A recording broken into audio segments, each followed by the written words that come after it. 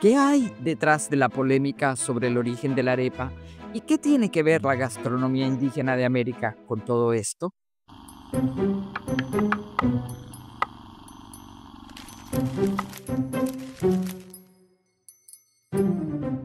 En este video quiero comentarles cuáles son las razones por las cuales me he metido en este berenjenal. La primera de ellas es que realmente me apasiona la gastronomía indígena, aunque reconozco que no soy ninguna historiadora de la alimentación, pero realmente es un tema muy interesante y he escrito algunas cosas al respecto. Porque lo que en el fondo, lo que más me interesa y que tiene que ver con todo el trabajo que he desarrollado hasta ahora es cómo visibilizar, cómo contribuir a valorar lo que ha sido el legado, el aporte de los pueblos indígenas a la conformación de nuestra cultura y de nuestra identidad. Antes que nada, es importante señalar que hacer torta de maíz, arepas o pasteles envueltos en hojas, cualquier tipo de hojas, como en el caso de la yaca, implican una serie de costumbres profundamente arraigadas en todo el continente, costumbres que no se han borrado en más de 500 años. Si bien la historia oficial, escrita generalmente por el colonizador y sus descendientes, ha negado o ha tratado de ocultar esta antigüedad, esta importancia social de este tipo de alimentos y que hayan difundido ideas tales como que la yaca es producto del mestizaje, y en algunos casos hay quienes han llegado a afirmar, y se sigue repitiendo y afirmando en las redes sociales, que la yaca fue una invención de los esclavos, o sea, del servicio doméstico, que en su mayoría eran afrodescendientes esclavizados, quienes para aprovechar los restos de comida que dejaban sus amos, se les había ocurrido inventar la yaca. Pero realmente nada más falso. Para mí este tipo de afirmaciones solo refleja ese afán de blanquear nuestra cultura, de negar todo rastro indígena, como que si estas culturas no tuvieran ningún valor. Como prueba de este fenómeno, les recomiendo este interesante video, dejo aquí el enlace, sobre la historia de la arepa, en el que en ningún caso se menciona su origen indígena, a pesar de que las personas que participan allí son gente que ha estudiado mucho la historia en Venezuela y en casos particulares la gastronomía venezolana. En este sentido, veamos qué nos aporta la antropología y en particular eso que se conoce como antropolingüística, para conocer esa parte de nuestra historia desde otra perspectiva y entender qué hay realmente detrás de todas estas polémicas. Así que te invito a quedarte hasta el final para que conozcas esta otra perspectiva llena de sabor que seguro van a disfrutar. Y empecemos por el maíz, la materia prima con la cual se hacen o se elaboran estos dos alimentos, la arepa y la yaca, así como infinidad de otros alimentos en todo el continente americano.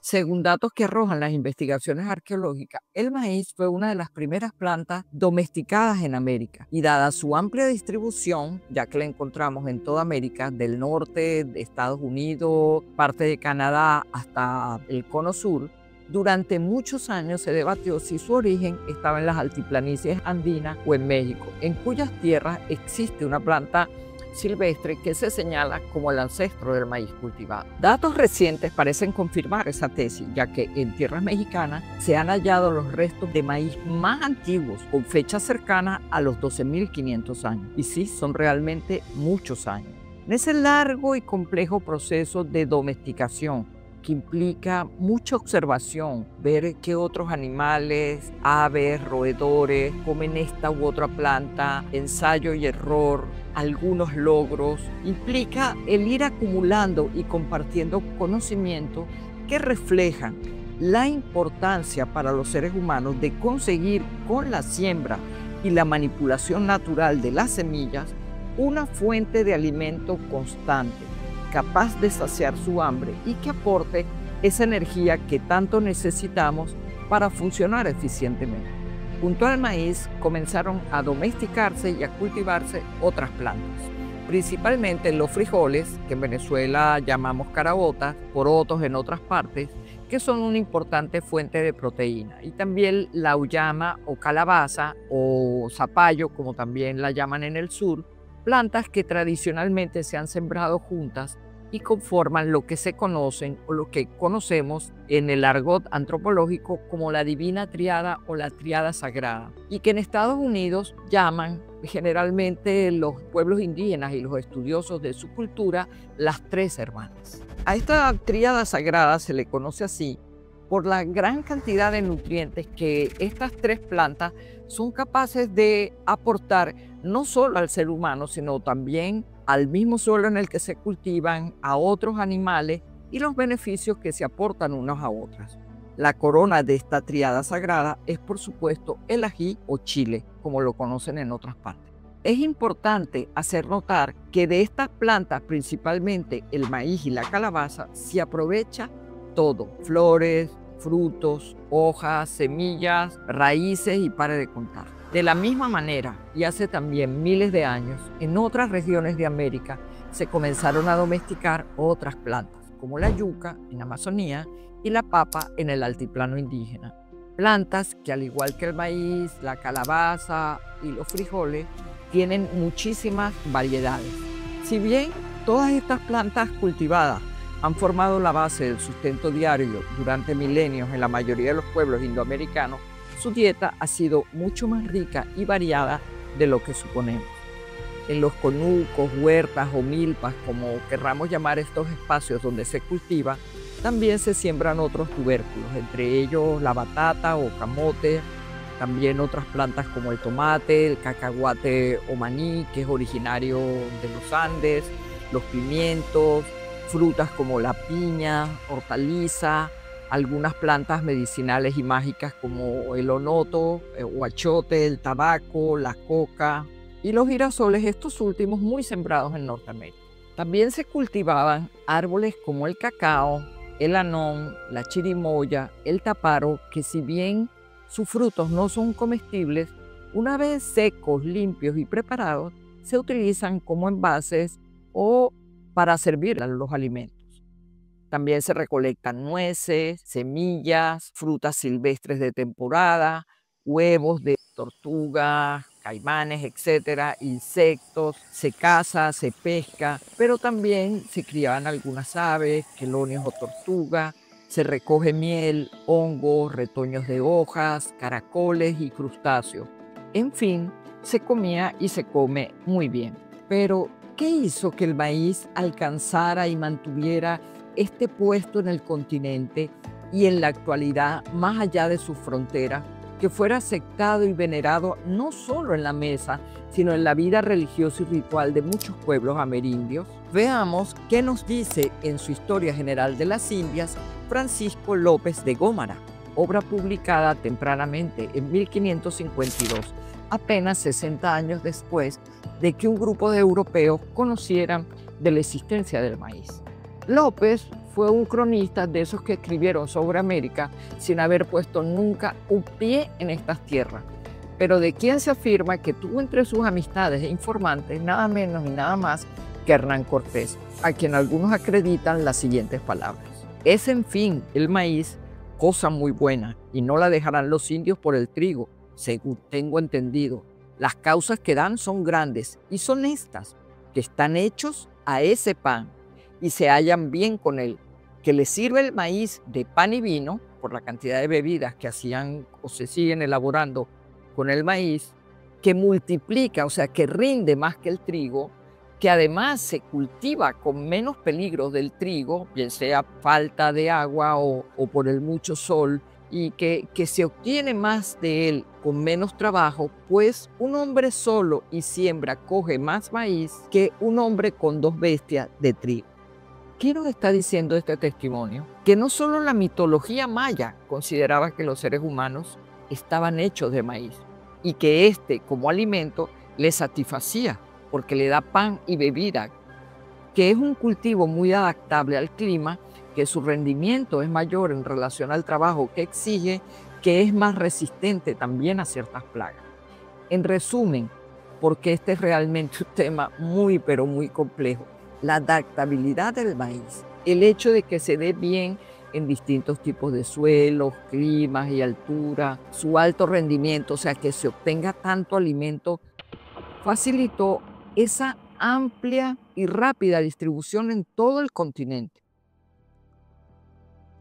Esto, unido a la creencia de su origen divino, le otorgó a su vez una riqueza y eficacia simbólica muy poderosa en el entramado cultural y social que a lo largo de milenios han ido surgiendo en las sociedades indígenas y mestizas americanas. Esta adaptabilidad a distintos ecosistemas también dio origen a distintas, casi infinitas variedades del maíz. Como sabemos, hay maíz blanco, amarillo, maíz rojo, maíz negro, que según la mitología maya representan los huesos, el blanco, la piel, el amarillo, el rojo, la sangre y el negro, el cabello de los seres humanos. A su vez, esta diversidad de las distintas plantas está íntimamente relacionada no solo con su adaptabilidad, sino también con la capacidad de adaptación y diversidad de los grupos humanos que se fueron asentando en América. Esta diversidad, a su vez, se expresa en uno de los rasgos más característicos de la especie humana, el habla, nuestra capacidad de crear idiomas y de comunicarnos gracias a ellos. Aquí entramos en otro terreno, en el terreno de la antropolingüística, que sin llegar al tecnicismo académico de usar esos términos tan especializados que tiene cada disciplina, esta a su vez nos dará los argumentos de mayor peso al momento de afirmar por qué la arepa es venezolana y la yaca un tamal. Pero así como una planta de maíz dio origen a una especie con una enorme diversidad de mazorca, con granos de distintos colores y tamaños, con distintos aromas y sabores, un idioma también da origen a muchas variantes y es allí cuando surgen las familias lingüísticas. Así vemos que para el momento de la invasión europea, hace ya más de 530 años, la mayoría de los pueblos y naciones indígenas que habitaban lo que hoy conocemos como Venezuela y también buena parte de las islas del Caribe eran de lengua y cultura caribe o arawak, dos macrofamilias lingüísticas que tuvieron su origen en la región amazónica. Y de allí, sus portadores, sus hablantes, se fueron desplazando hacia otras zonas y fueron ocupando territorios diversos hasta llegar a las islas del Caribe.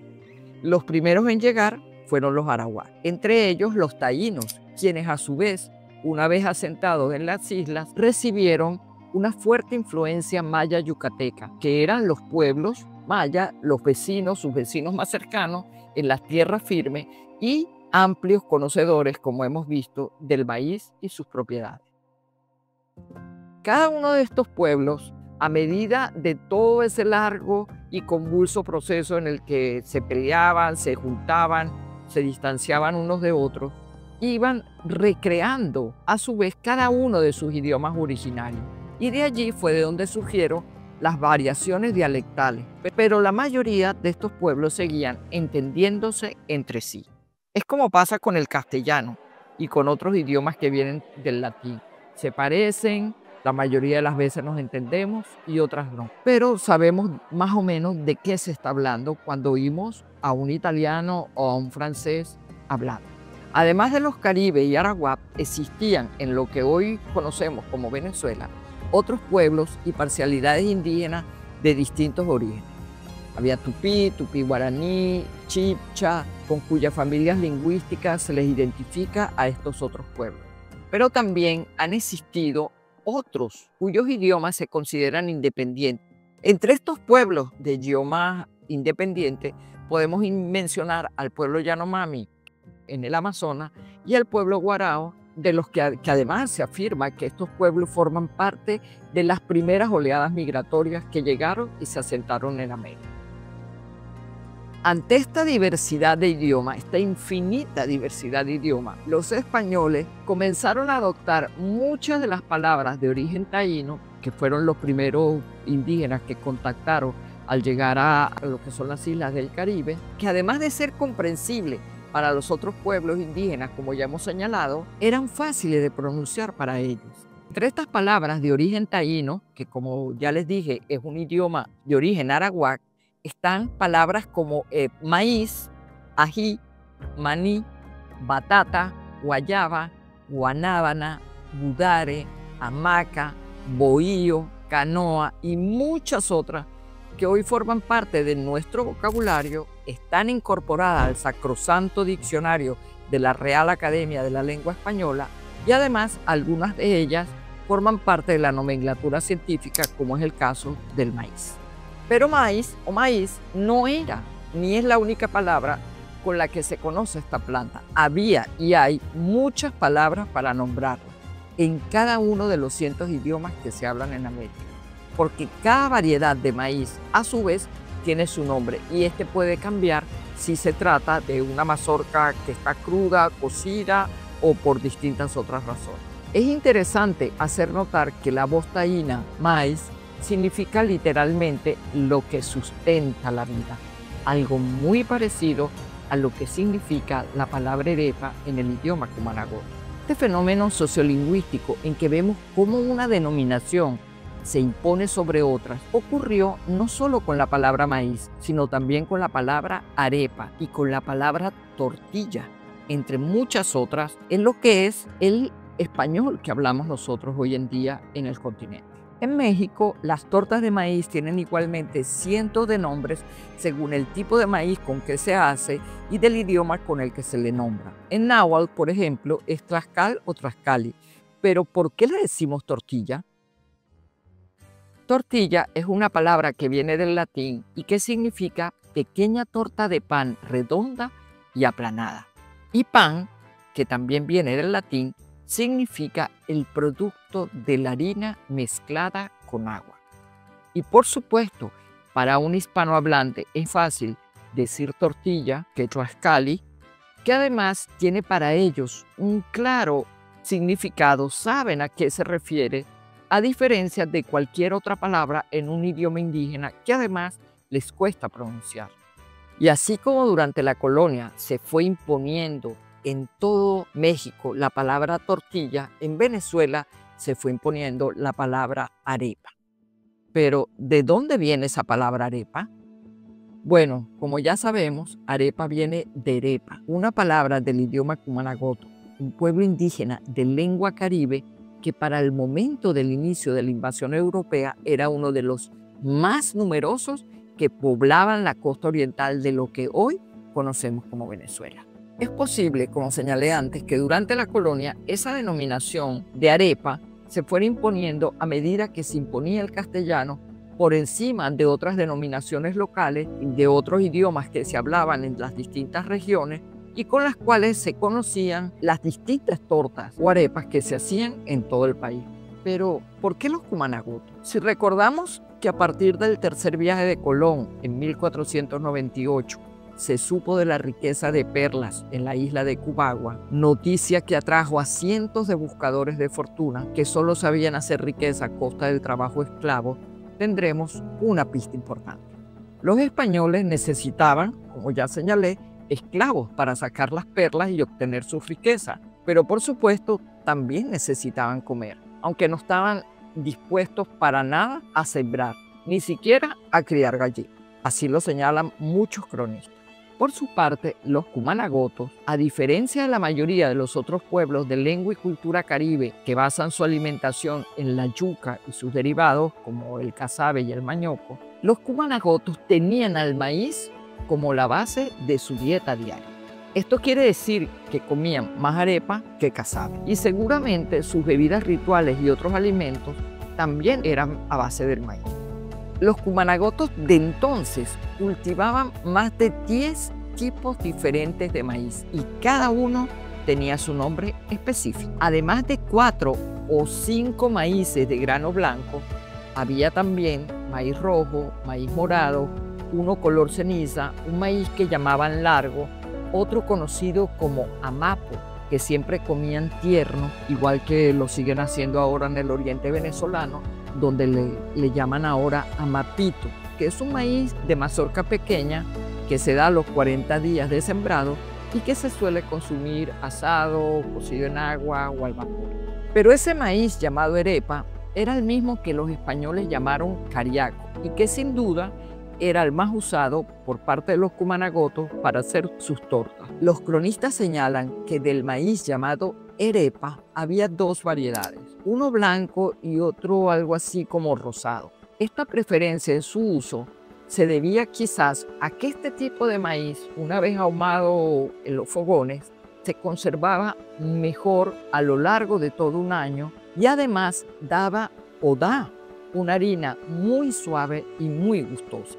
Por otra parte, cuando conocemos y analizamos el vocabulario del idioma cumanagoto, nos damos cuenta que ya desde entonces la palabra arepa tenía un significado más amplio, ya que no solo denotaba esas tortas redondas y aplanadas de maíz, sino que también por extensión a la comida, tal como sucede hoy en Venezuela, ya que la palabra arepa designa para nosotros al sustento diario y lo expresamos con frases tales como ganarse la arepa, nacer con una arepa bajo el brazo o resolver la arepa. Es posible, como señalé antes, que durante la colonia, a medida que sigue imponiendo el castellano en la región, la palabra arepa fuera sustituyendo a las otras denominaciones locales con las que se conocían a estas tortas de maíz. Aunque algunos comentaristas han referido el hecho de que la palabra arepa apareció escrita por primera vez por allá por 1570, cuando Galeotto Sei, un comerciante de origen italiano, escribió sobre sus experiencias en el continente, donde había venido a buscar productos de su interés. Ese documento, bajo el título de Viaje y Relación de las Indias, estuvo archivado en el Museo Británico cientos de años, hasta que en los años 90 el doctor José Rafael Lovera, un investigador y experto en la historia de la alimentación en Venezuela, publicó una versión comentada en 1995 en una hermosísima edición especial. Lo que recuerdo de esta obra de Sei es que dice que en Colombia también se comen o se comían arepas, como él había visto en Venezuela, porque como sabemos, esta es una palabra de origen cumanagoto que ya era conocida entre ese medio de comerciantes y viajantes que venían de Europa. Más allá de este elemento sociolingüístico, donde vemos que una palabra, el uso de una palabra de fácil pronunciación se va popularizando, tengamos en cuenta que este es un alimento que nos ha acompañado durante generaciones. Lo podemos encontrar en todas las mesas, la del trabajador, la del estudiante, la de la hacienda. La arepa es realmente un plato nacional en Venezuela. Nos identifica a todas, a todos, y al igual que la tortilla mexicana, se puede comer en todas las comidas, porque ¿quién no ha salido de madrugada de una fiesta buscando una arepera abierta? Eso es algo que no sucede en Colombia, aunque allá se elaboren y se consuman alimentos parecidos a la arepa, como la arepa de queso o la arepa de huevos que es frita. O sea, no tiene esa arepa asada, no tiene la misma popularidad y el mismo arraigo a nivel nacional que tiene en Venezuela. Ninguna de este tipo de arepa es allá en Colombia un plato nacional con el que se identifique toda la gente. En mi opinión, y puede que esté equivocada, sucede algo parecido con la tortilla en México, donde es parte de la identidad de su gente, sea esta indígena o mestiza y en todo el país. Pero en otros sitios, como en Centroamérica, donde se siguen haciendo a mano, se tortean, como se dice, y no se producen en serie, en máquinas como en México, las tortillas se identifican más como una comida indígena.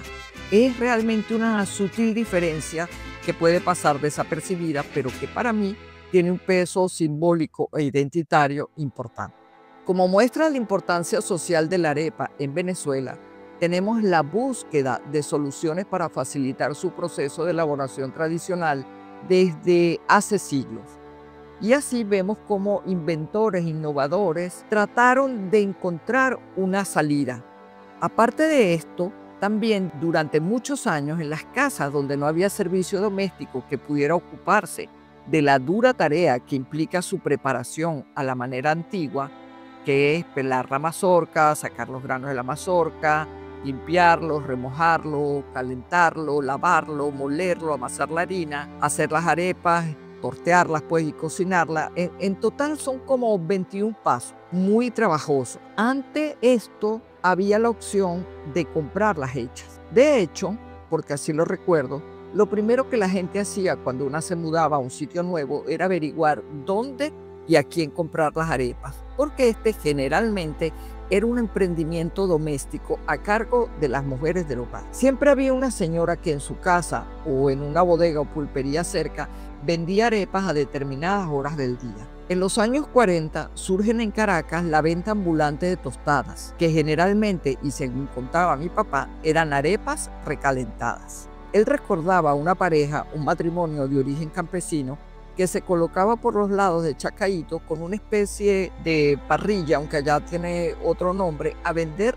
tostadas a los parranderos. Luego surgieron locales en el centro de Caracas. El más conocido fue el local de la familia Álvarez, que originalmente nació en el barrio de La Charneca, con otro nombre, y que luego, debido a su éxito y al aumento de la población en la ciudad, fueron abriendo areperas en otros lugares más céntricos de la ciudad. Este fenómeno no solo se dio en la capital, sino también en otras regiones como el Zulia o Apure, donde hay unas excelentes referencias o reseñas al respecto.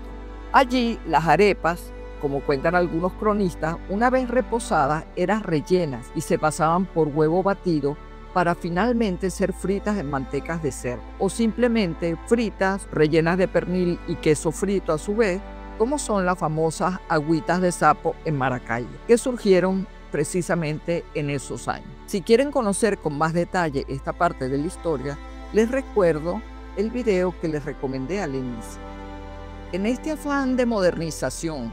nos encontramos con Luis Caballero Mejías, un ingeniero venezolano que por los años 50 inventó la harina precocida, y fue también una empresa venezolana mucho antes que en el país hermano de Colombia, la que en 1960 lanzó, comercializó y popularizó el uso de la harina precocida en el ámbito nacional.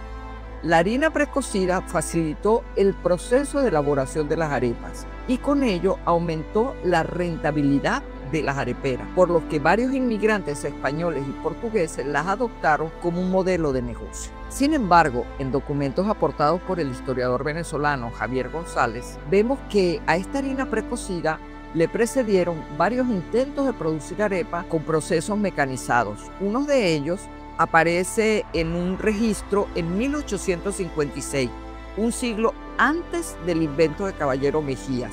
y otro es uno que se puso en práctica en 1917, cuando en un local ubicado en todo el centro de Caracas, en la esquina Doctor Paul, se ofrecían arepas o pan de maíz elaboradas de manera higiénica, o sea, en máquinas. El uso de la piedra de moler y del pilón en el proceso de preparación de la arepa y de otros alimentos comenzaron a ser sustituidos por la mecanización desde 1837, cuando se ofrecían en el mercado máquinas para desgranar y moler grano, según nos da cuenta el doctor José Rafael Lovera en su libro Historia de la Alimentación Venezolana. Por otro lado, el uso doméstico del célebre molino Corona también comenzó a popularizarse en todo el país. Estos molinos fabricados en hierro fundido y estaño facilitaron uno de los pasos más trabajosos a la hora de procesar el maíz, la molienda. Todos estos cambios, así como esos 21 pasos que he señalado, los encontramos muy bien descritos en la obra del desaparecido amigo Pedro Bereciartu, publicada en el 2007 y titulada Arepa, el pan venezolano, estrategia de observación cinematográfica, y de la que tuve el honor de escribir un breve prólogo. Pedro Bereciartu fue el primer arepólogo que conocí en la década de los 90, cuando asistía a diario a la Biblioteca Nacional a recabar datos e información para ampliar su investigación sobre la arepa y para otra de sus futuras realizaciones. La verdad es que gracias a Pedro aprendí y entendí muchas cosas sobre la arepa, cosas que una suele dar por sentadas porque la arepa es un elemento tan cercano y cotidiano en nuestras vidas que no nos detenemos a pensar en ella, pero que tiene una historia tan larga, compleja y llena de detalles que generalmente tendemos a simplificarla o inventarla cuando no conocemos esta parte de la historia. Pedro fue también el primero que realizó una película sobre la arepa, un documental que fue parte de su tesis doctoral en antropología visual y que tituló El Tríptico de la Arepa, en la que nos muestra parte de ese proceso de transformación de la arepa a lo largo de la historia. Volviendo al caso de la polémica sobre la maternidad de la arepa, es bueno acotar también que dicha polémica se enciende y agarra espacio en los medios de comunicación a raíz de la inmigración forzada de millones de venezolanos, no solo al vecino país, sino al mundo entero. Migración que comienza a inicios del siglo XXI, siendo Colombia no solo un destino, sino también una vía de escape para mucha gente y sobre todo para muchas familias colombo-venezolanas que se habían asentado en Venezuela. Recordemos que ya para entonces, hacía desde unos 20 años, que vivían en Venezuela más de 3 millones de colombianos. Esta migración colombiana hacia Venezuela tuvo su apogeo en los años 70, cuando la bonanza petrolera de Venezuela coincidió con el recrudecimiento del conflicto armado en Colombia. En esa época, los restaurantes de Caracas o Bogotá y en otras ciudades de ambos lados de la frontera ofrecían arepas, solo en algunos muy pocos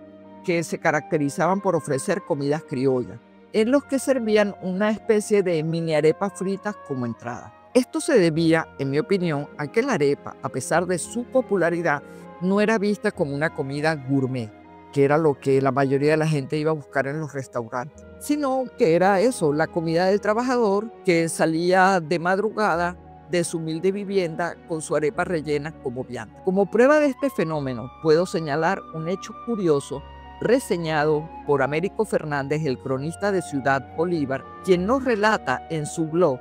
que en 1985 la producción del maíz en el estado Bolívar alcanzó casi unos 100 millones de kilogramos, lo que llevó al gobernador de ese momento a promulgar un decreto que obligaba a los restaurantes locales a ofrecer arepa en su menú para evitar que este excedente de maíz se perdiera, medida que generó protestas del gremio de importadores de harina de trigo,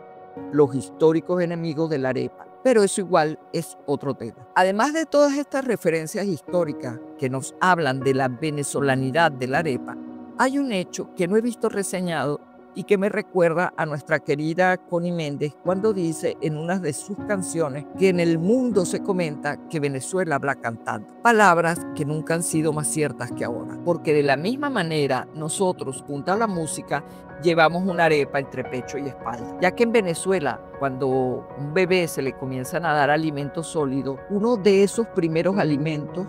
que se le suele ofrecer es un pedacito del corazón de la arepa que se están comiendo su mamá o su papá, quienes muchas veces enfrían ese pedacito de corazón de arepa soplándolo pegado a sus labios o remojándolo en su café con leche o en su guarapo. Por eso vemos que hoy en día la mayoría de las personas que promueven en el extranjero las bondades de la arepa son de Venezuela. Quienes escriben libros infantiles sobre la arepa y quienes se dan a conocer como expertas arepólogas o expertos en la materia son también venezolanos. Quienes montan areperas en cualquier lugar del planeta son de Venezuela, porque donde hay una venezolana o un venezolano, hay arepas, ya sea en Tokio, Vancouver, La Valeta, Sydney o Manao, donde sea. Quienes mapean areperas en el mundo son un grupo de venezolanos locos por las arepas. Y también son de Venezuela quienes han promovido la celebración del Día Mundial de la Arepa. Lo cierto es que a medida de que la diáspora venezolana ha crecido, la arepa se ha ido convirtiendo en un emblema gastronómico de Venezuela, reconocido internacionalmente, por lo que podemos afirmar que hoy en día la arepa es embajadora de Venezuela. Hasta el CNN Travel la reconoció como el mejor desayuno del mundo. Y creo que esta fama que ha conseguido la arepa venezolana en el exterior ha picado un poco a la gente en Colombia y por supuesto le ha echado candela a esta polémica.